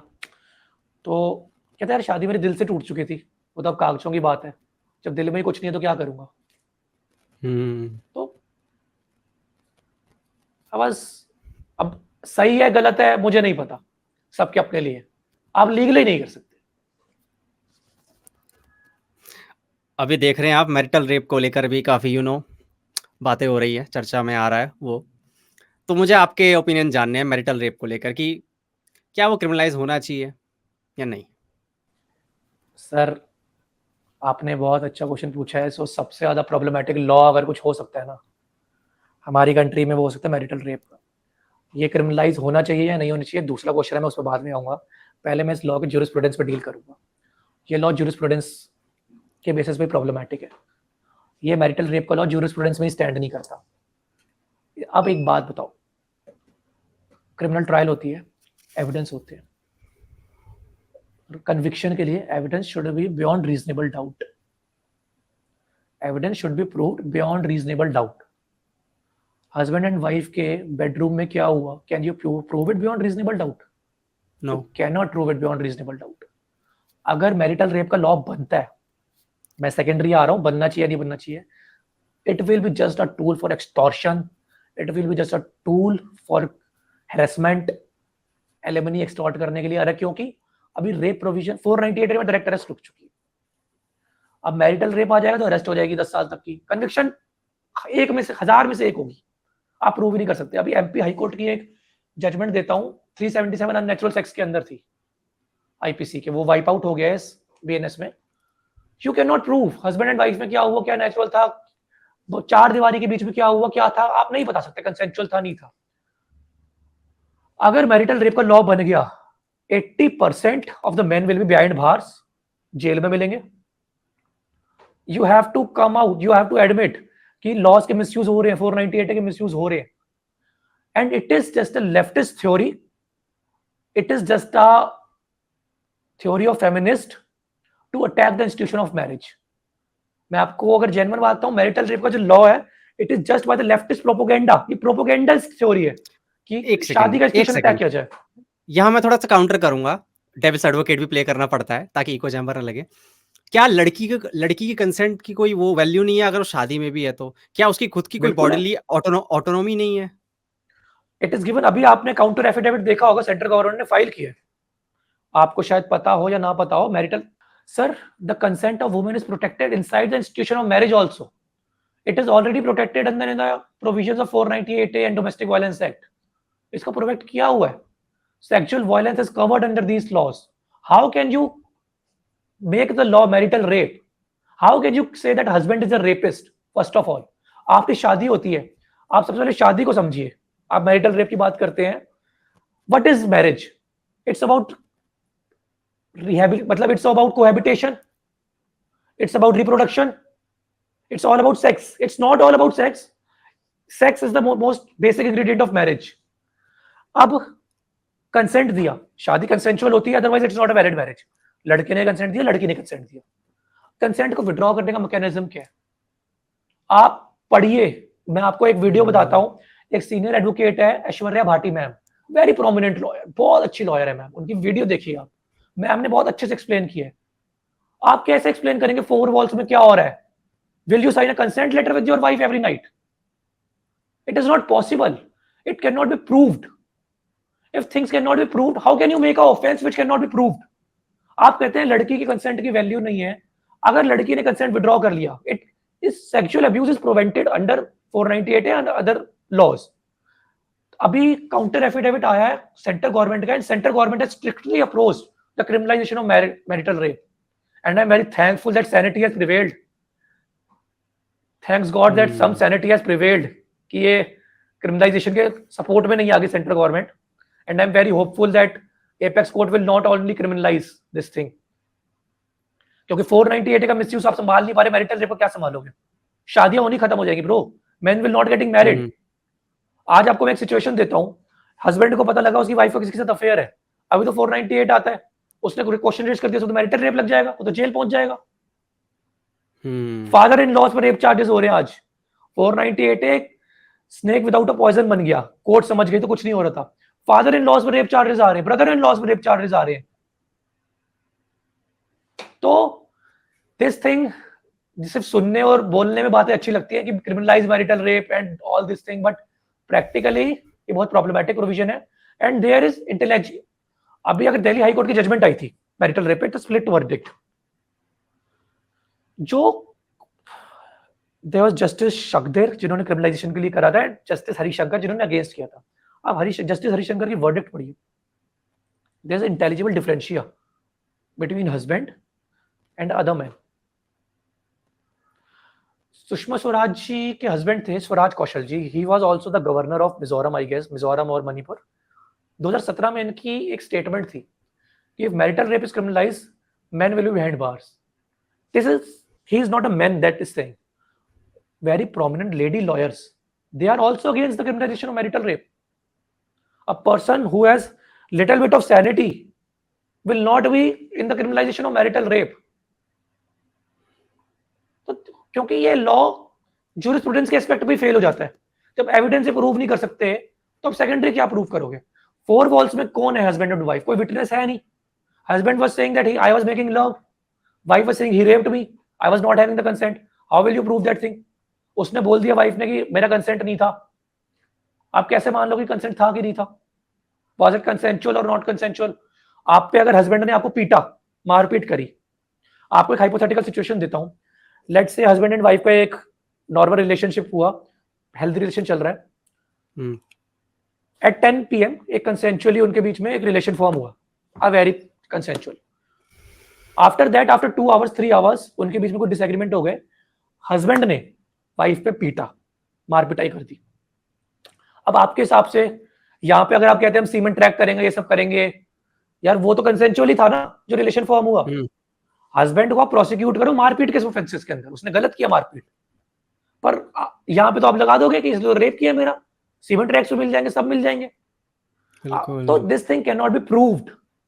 This law fails on the first test of evidence. तो उसका ज्यूरिस्प्रूडेंस ही प्रॉब्लमैटिक है।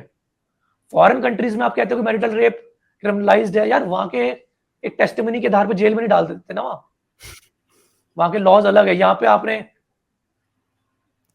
कहते हैं ना गलत बस हम, वो तो लड़की है तो सही है, तो वही वाला हाल है थोड़ा हमारी कंट्री में। अगर इनको मैरिटल रेप में दिख, मान लो जैसे आप लोग, आपको दिख रहा है कि चार दीवारी के बीच में क्या हो रहा है, अंदर क्या हो रहा है, कोई प्रूव नहीं कर सकते, आप कभी ऑफेंस प्रूव ही नहीं कर सकते। तो जो अभी सेक्शन 69 है जिसमें फॉल्स प्रोमिसेस अगर आप मैरिज के करो तो और आपने फिर सेक्सुअल रिलेशनशिप बनाया तो उसके बाद लड़की आप पे केस कर सकती है, फिर 10 साल की जेल। आप प्रॉमिस को कैसे, दो बंदों के बीच कुछ प्रॉमिस हुआ उसको कैसे प्रूव करोगे? हो सकता है वर्बल प्रॉमिस हो सकता है ना ही किया हो मैंने ऐसा कुछ, तो वो कैसे प्रूव करोगे? यही भी तो दिक्कत है, यहाँ पे भी तो दिक्कत है यार। इसके अंदर ना सबसे पहले आपको बीएनएस से पहले थोड़ा आईपीसी में जाना पड़ेगा, जो आपने क्वेश्चन किया। अब इसके अंदर जजमेंट आई थी एपेक्स कोर्ट की, there is a difference between false promise and breach of promise. अब फॉल्स प्रॉमिस के अंदर ठीक है, आपकी बात बिल्कुल ठीक है, 5 साल तक 6 साल तक रिलेशनशिप रहा, शादी नहीं हो पाई, द गर्ल प्रोसिक्यूटेड रेप के अंदर कि इसने तो मेरा फॉल्स प्रॉमिस रेप किया है। लॉज का मिसयूज तो बहुत हुआ ही है, which for the protection of women are misused at the larger scale. लड़का जेल में पड़ा हुआ साल तक, 1.5 साल तक। अब यहाँ पे आईपीसी में जाना पड़ेगा, क्योंकि उस पहले था सेक्शन 90 ऑफ आईपीसी, कंसेंट की बात करते थे। अब सेक्शन 90 आईपीसी कहता था कि जो भी कंसेंट फ्रॉड से ऑब्टेन किया गया, दैट्स नॉट अ कंसेंट। किसी को आपने आज किसी से आपका कंसेंट किसी मिसरिप्रेजेंटेशन से या फॉल्स प्रॉमिस करके या फ्रॉड से ऑब्टेन किया, that's not a consent. False promise ये था कि that the intent of the man from the very beginning was just to have sexual relation with the prosecutrix, and her hand he has given the false promise that I will marry, while he has no intent from the very beginning. He will be prosecuted under rape. But अगर एक breach of promise हुआ कि यार एक consensual relationship हुआ, और शादी नहीं हो पाई, ब्रेकअप हो गया, वो एक ब्रेक ऑफ प्रॉमिस हो गया। उसके अंदर भी आपको रेप के अंदर एफआईआर करा दी जाती थी, बट कोर्ट उसके अंदर कन्विक्शन नहीं होती थी, एक्विटल मिल जाते थे, बट अरेस्ट हो जाता था बंदा। आज एक इंसान अरेस्ट हो जाए, उसके ऊपर क्या मेंटल प्रॉब्लम होती है, उसकी लाइफ खत्म हो जाती है, स्टिग्मा कितना है उसके ऊपर अरेस्ट का। तो लॉज का मिसयूज तो बहुत हुआ ही है। आप लॉज प्रोटेक्ट करने के लिए लाए थे वुमेन को, ताकि वुमेन को प्रोटेक्ट किया जाए। जिस टाइम पे बनाए थे उस टाइम पे सिचुएशन अलग थी। जुडिशरी ने इवॉल्व होकर आगे आके ये एक डिफरेंशिएट किया फॉल्स प्रॉमिस और ब्रीच ऑफ प्रॉमिस को। सेक्शन 69 एक नया ऑफेंस बनाया गया। अब it is a very threatening provision, I believe कि बहुत गलत प्रोविजन है। सेक्शन 69 की मैं आपको प्रॉपर वर्डिंग्स पढ़ के सुनाता हूं। देखिए, sexual intercourse by employing deceitful means, whoever by deceitful means or by making promise to marry to a woman without any intention to fulfilling the same has sexual intercourse with her, such intercourse not amounting to the offense of rape shall be punished of either description of a term which may extend to 10 years and shall also be liable to fine. सबसे पहले तो यहाँ पे एक word समझना जरूरी है, deceitful means. Deceitful means क्या है? ये बहुत बड़ा वर्ड है. क्या हो सकता है deceitful means? Deceitful means shall include inducement for or false promise of employment or promotion or marrying by suppressing identity. तो डिसीटफुल मीन्स को प्रूव करना भी क्या डिसीटफुल था, ये बहुत, वो जो प्रोसिक्यूटर्स है उसकी एज क्या थी, उसके अंडरस्टैंडिंग लेवल क्या थे, वो ट्रायल के पार्ट होते हैं. प्रोसिक्यूटर्स की एज 20 इयर्स है, प्रोसिक्यूटर्स की एज 35 इयर्स है, इनमें बहुत फर्क आ जाता है. एक 20 इयर्स की अंडरस्टैंडिंग अलग होती है, 35 इयर्स की वुमेन की अंडरस्टैंडिंग अलग होती है लाइफ को लेके. तो ये डिसीटफुल मीन्स आप 20 इयर्स की लड़की के साथ कर सकते हो, 35 से नहीं कर पाओगे. तो ये चीजों का भी बड़ा फर्क आता है. तो ये लॉ सबसे पहले प्रॉब्लमैटिक है. बट पहले रेप में आते थे ये ऑफेंसेस, इनको रेप से कार्व आउट करके एक स्पेशल ऑफेंस क्रिएट कर दी गई है. पहले इनकी सजा रेप की सजा होती थी जो मिनिमम 10 साल है, अब इनकी सजा अधिकतम 10 साल है. अब वर्ड्स पढ़िए, punishment which may extend to 10 years and shall also be लाइन टू फाइन. अब मे एक्सटेंड टू 10 years का मतलब है court can give you such punishment of 3 months कि आप 3 months में जाओ जी. कोर्ट के पास लेबर पावर है, it can give you 2 years, it can give you 5 years, it depends on the gravity of the act. But I believe that this law is totally problematic. आज आप देख रहे हो यार लिव इन रिलेशनशिप्स के setup कितने evolve है, generation Z आ गई है, ये तो पता नहीं क्या क्या कर रहे हैं, मेरे को तो इनकी टर्म्स भी समझ नहीं आती. मेरे को लगता है यार मैं बूढ़ा हो गया हूँ सच में इनकी देख के. ठीक है, तो मतलब मुझे लगता है यार आउटडेट हो गया. तो बहुत डरावना माहौल है यार, बहुत डरावना माहौल है. मेरे कुछ दोस्त वगैरह है लिव इन में रहते हैं, वो तो उनको मैंने बता दिया है लिव इन में रहते हैं तो भाई कि थोड़ा संभल के रहना. अगर कोई भी रेड फ्लैग नजर आए तुम्हें तो साइड हो जाओ, सब कुछ भागो, बिल्कुल साइड हो जाना और बिल्कुल ध्यान रखना हर एक चीज को. लॉ को पढ़ो भाई, थोड़ा जान लेना कि तुम्हारे साथ कुछ गड़बड़ ना हो, क्योंकि यार भाग जाओ, बिल्कुल भागो भाई. ये बात मैं देखता था पहले कि एक औरत के साथ जब रेप होता था ना तो वो बहुत डरती थी बताने के लिए कि भाई मेरे साथ ऐसा कुछ हुआ है, क्योंकि समाज में नाम खराब हो जाता है, परिवार की इज्जत खराब हो जाती है. होता था पहले. अब क्या हुआ है, अगर मेरे को लग रहा है कि भाई मुझे ना इस बंदे से प्रॉब्लम है तो सबसे इजी तरीका इसको डिस्ट्रॉय करने का, भाई इस पे तो मैं केस लगा दूंगी फॉल्स रेप का. एकदम मैंने ऐसी वीडियोस देखी है, तू तो गया भाई, तू लड़की के चक्कर में, अब देख तेरे को रेप केस लगाती हूँ तेरे पे फॉल्स, और पुलिस उठा लेती है उस बंदे को यार. उसको ये पुलिस ये भी नहीं देखती. देखो पुलिस पे अब इल्जाम मैं नहीं लगा रहा, सारी पुलिस वाले ऐसे होते होंगे, कुछ होते होंगे सेंसिबल लोग, समझ जाते होंगे. बट लड़की ने कह दिया हाँ भैया हुआ ही हुआ, पक्का होगा, ये एविडेंस ही मान लिया जाएगा. यार ये कैसा लॉ है यार कैसा लॉ है? यहाँ पे गलती किसकी है? सबसे पहले तो मैं इस डिस्टिंग्विश से बाहर आना चाहता हूँ कि वुमेन और all women are like that, all men are like that. बहुत अच्छी अच्छी वुमेन्स भी है मेरे आसपास. I know one my friend circles, they are very good girls, बहुत अच्छे अच्छे लोग हैं. ये ना एक दो क्रैप्स होते हैं, जिसे कहते हैं ना एक दो गंदी मछलियां, वो पूरे तालाब को गंदा करती है. अगर और ऐसे लोगों की जो अगर आप प्रोबेबिलिटी भी देखो ना, काउंट में 1000 में से 1 होते हैं, 10,000 में से 2-3 होते हैं, हर नहीं होते यार ये बहुत. और ऐसे लड़के भी होते हैं, ऐसे लड़के भी होते हैं जो गलत मिसयूज करते हैं.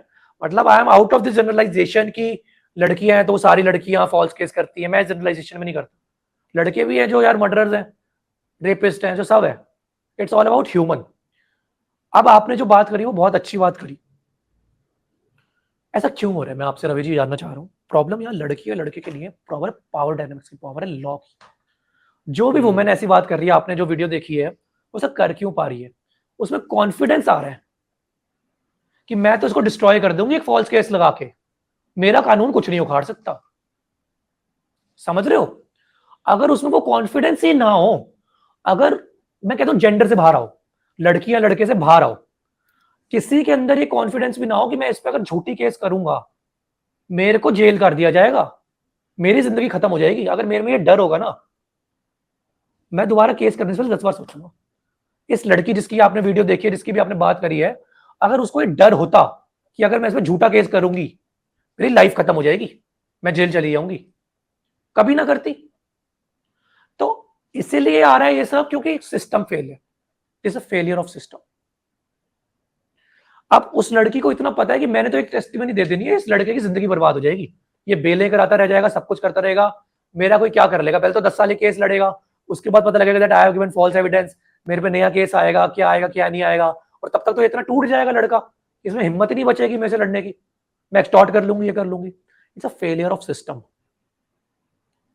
पुलिस की आपने बात करी, पुलिस को पता होता है, बट उन बेचारों के हाथ बंधे हुए, कॉग्निजेबल ऑफेंस है, 7 साल के ऊपर से, they have to arrest the person, they have to follow the guidelines. कल को उन पे क्वेश्चन आ जाएगा, what they will do, police arrest करेगी।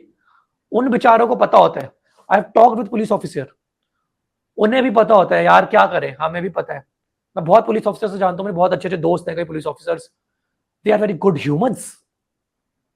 आप जो बायस्ड बने हुए हैं ना उनके खिलाफ, they are very good humans, it's not like they are corrupt, कोई करप्ट नहीं है, बहुत अच्छे इंसान है, very helpful humans, very law abiding humans.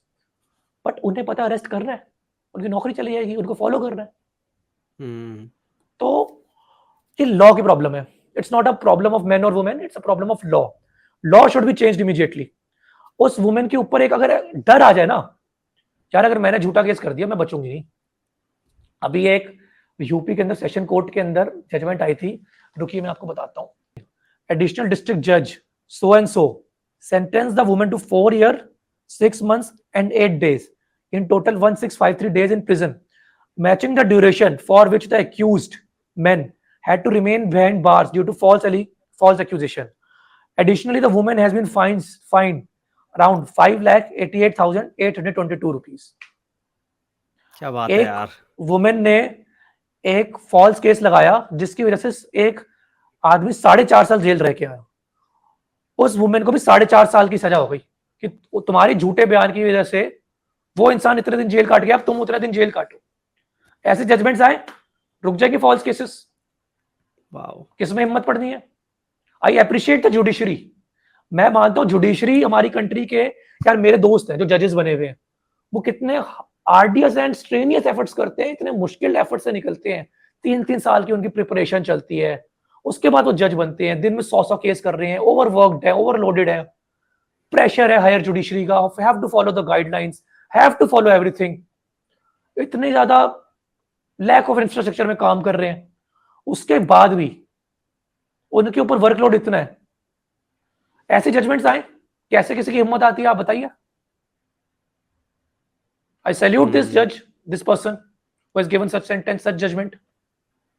So it's a problem with judiciary and laws, not with men and women. It's all about confidence.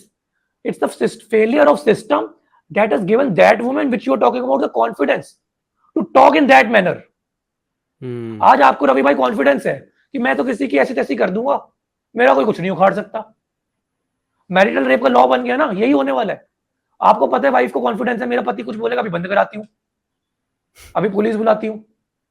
तो power dynamics की बात है, you have to be into the centered power, जहां पे आप मर्दों के हाथ में भी ज्यादा पावर दोगे, मर्द भी करेंगे, वुमेन के हाथ में दोगे, वुमेन भी करेंगी। तो it's all about the balancing of power. तो कृष्ण जी, पहला पॉडकास्ट था, कैसा रहा एक्सपीरियंस? बहुत अच्छा रहा यार।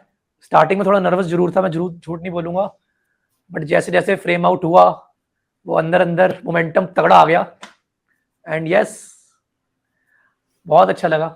एंड आई बिलीव यार, ये जो मुद्दे हैं जिन पे हमने बात करी है, मेरे एक्सपीरियंस से हटके आप बात करते हैं, इन मुद्दों पे हर आम आदमी, एक लॉयर नहीं, हर आम आदमी को भी चर्चा करनी चाहिए, क्योंकि ये उससे जुड़े हुए हैं। ऐसा नहीं है कि मैं वकील हूं तो मेरी रोजी रोटी इनसे चल रही है, आपसे जुड़े हुए हैं ब्रदर, आपकी फैमिली से जुड़े हुए हैं, मेरी फैमिली से जुड़े हुए हैं, आपके दोस्तों से जुड़े हुए हैं, हर आम आदमी से जुड़े हुए हैं ये लॉस। तो संडे एंजॉय करो अपना, और बहुत बहुत शुक्रिया, आपने वक्त निकाला और इतने अच्छे तरीके से सारी चीजों को एक्सप्लेन किया जो मैंने पूछा, बहुत मजा आया मुझे। Thank you sir. लॉ जो है वो थोड़ा सा ना कभी कभी कॉम्प्लिकेटेड हो जाता है, लेकिन उसको समझाने वाला अगर ऐसा हो जैसे आप जैसे, तो मजा भी आता है सुनने में और समझ में भी आता है, और फिर ऐसा लगता है कि वाओ यार, ये कितना कूल है सब कुछ लॉ भी। When I was doing my LLM in Indian Law Institute, I used to argue with a lot with my teachers and all. ठीक है, बहुत आर्ग्यूमेंट्स करता था मैं। तो आई यूज्ड टू से one thing, that everything that is legal may not be logical. आप laws बना देते हो ना, दैट नॉट बी लॉजिकल, कि ये अगर लॉ बन गया तो ये इसमें लॉजिक ही होगा। कई बार लॉज सोसाइटी की कंडीशन देख के फ्रेम किए जाते हैं, एंड सोसाइटी की कंडीशन जब चेंज होती है तो उस लॉ को चेंज होने की भी जरूरत रहती है। टेलीग्राम आज से 20 साल 30 साल पहले टेलीग्राम का जमाना चलता था, पता है ना, टेलीग्राम ऐप नहीं, तार आते थे, आपको पता है। हाँ। अब टेलीग्राम बंद हो गए, आज कोई तार भेजेगा, और व्हाट्सएप का जमाना है, जीमेल का जमाना है, तो अगर आज आप 2025 में टेलीग्राम भेजोगे तो आपका काम नहीं चलेगा, आपको व्हाट्सएप करना पड़ेगा, इलेक्ट्रॉनिक मीन्स फॉलो करने पड़ेंगे, लॉज को भी चेंज करने पड़ेंगे अकॉर्डिंग टू सोसाइटी। 2035 में सोसाइटी और बदलेगी, 50 में बदलेगी, तो आपके लॉज भी बदलने पड़ेंगे। Otherwise it will become a tool for harassment, tool for problem rather than a tool for justice. That's what I से कि laws should be meant a tool for justice, not meant for a tool for harassment. That's it. तो चलें? Take care, अच्छा लगा आपसे बात करके।